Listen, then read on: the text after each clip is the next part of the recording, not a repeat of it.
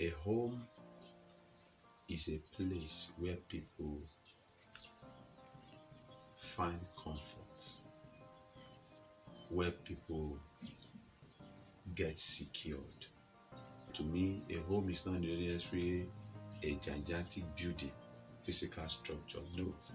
A home is a place where after you must have gone outside and people had insulted you, have said so many things against you.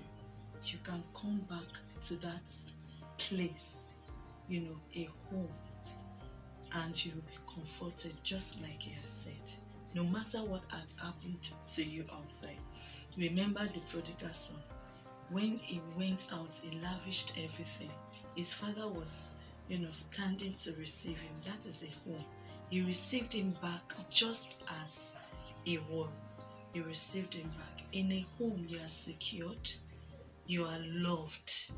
Just the way you are. You are not perfect. Nobody is perfect in a home.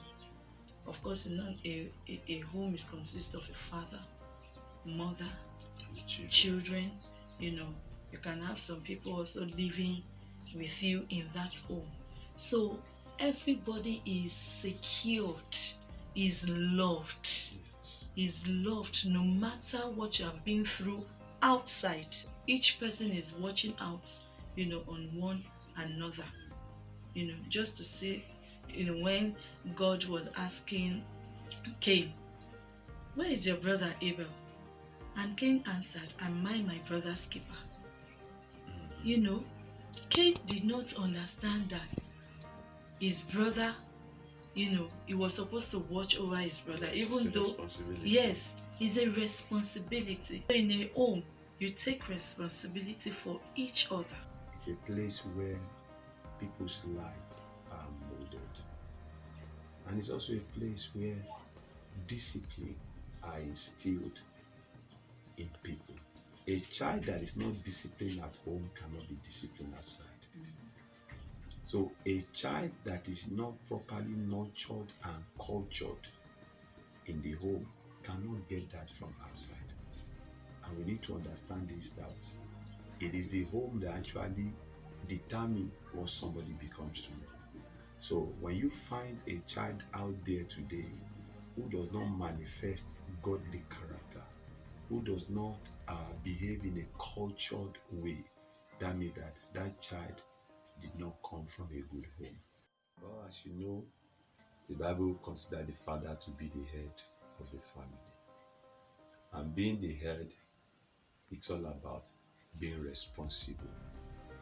It's all about having great responsibility.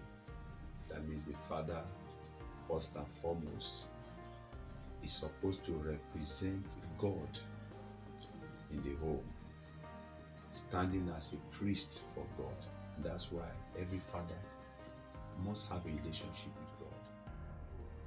The father is supposed to be the priest of the home, and the father is also supposed to be the protector of the home. It is the responsibility of the father to protect the mother and the children. It is the responsibility of the father. And the father is also supposed to be the provider of the home. That he must be a hard-working man. The father must not be lazy. The father must be hard-working. He must be diligent so that we're able to put food on the table for his family.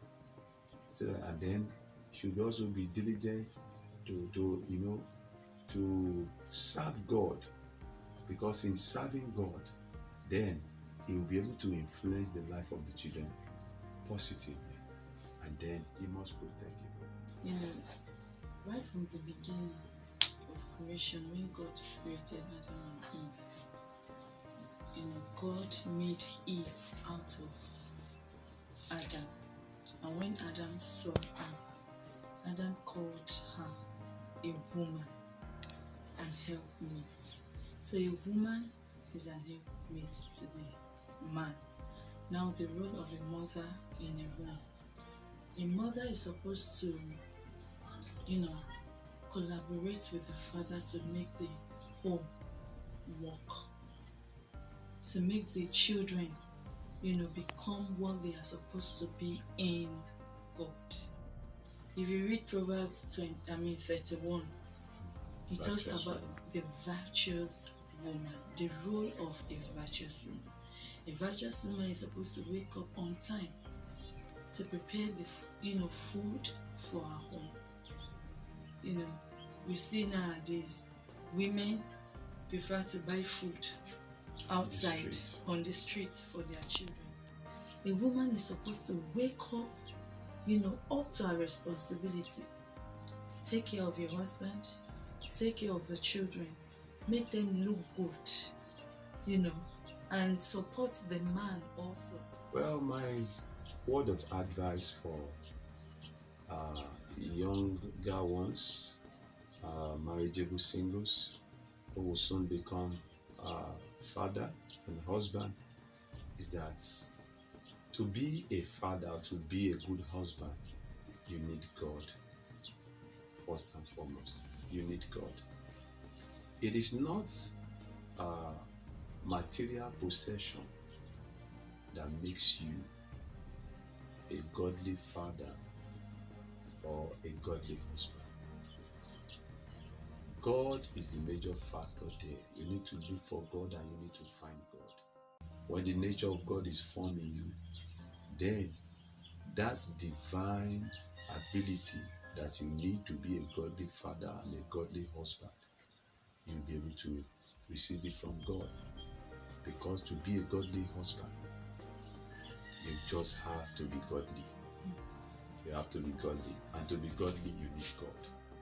Everything that makes up the definition of love comes from God. And no man can show true love except you have God on your side. Let them learn to be contented in life. Contentment. The Bible says godliness with contentment is great gain. The pursuit of earthly material these days has put so many people into trouble. It is not earthly possession that will truly give you happiness and joy in life. It is not the pursuit of them, acquiring so much, so many of them, that will give you joy. Godliness with contentment. So when you have God, you'll be contented with whatever you have in life. You will not be covetous that will not make you to begin to dip your hand into so many things you are supposed to. Depend on God. Just like my husband rightly said, look for God. He's not far from you. The Bible says, when we draw near to Him, we will draw near to us. If we call on Him, Jeremiah 33:3 says, call unto me, and I will answer you and show you great and unsearchable things that you know it not. Depend on God. The Bible also says in Proverbs chapter 3, says, trust in the Lord with the whole of your heart. Lean not on your own understanding. In all your ways acknowledge Him, and He will direct your path. First of all, do you want the will of God? And if you want the will of God, it is possible. I desired the will of God, and God gave me the will of God. His will. If you desire His will, then He will give you His will. But today is not the same as when I met you. There's a great difference. So when we depend on God, He knows how to work everything out for us. It really may not be the way we think, the fast, God will take us steadily, one step at a time. He wants us to be contented with the little we have, and He will make it great. So my advice to them is not to be carried away with material things. Oh, and what are these material things? Does the man have a car? Does he have his own house? Does he have this and that? Is there real money in his pocket? God says, seek me first. Seek ye first the kingdom of God, and every other thing will be added unto you. He knows that we need money to run a home. He knows. He knows that we need some of these material things, to make life comfortable for us. Yes, he knows. But let that not be our priority. Our priority should be seeking God and, you know, knowing that which he wants for our lives. Because if I know the purpose of God for my life, then I'll be praying for a life partner that will suit, that purpose. I've started a children and youth Bible study in this home. And imagine if my husband does not buy into the vision. It will be a futile effort. That is why we should ask God to give us that man He has, prepared for us. So we should depend more on God. There is something called the will of God. Some of these modern day ministers of the gospel seems to play down on what is called the will of God. There is the will of God for every man and every woman.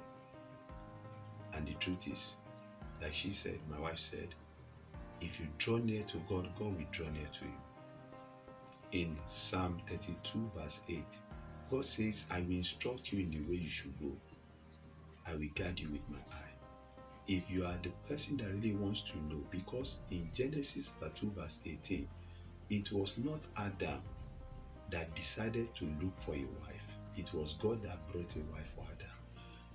So God is still the one who knows that best match for you, not that pastor that is matchmaking. It is God. And if you want the will of God, all you need to do is to draw nearer to God, have an intimate relationship with God. Then it will not be difficult for you to hear from Him. But draw near to God every day. Live for God every day. In everything about your life, live for God. Because as a child of God, it is your right to hear from your Father.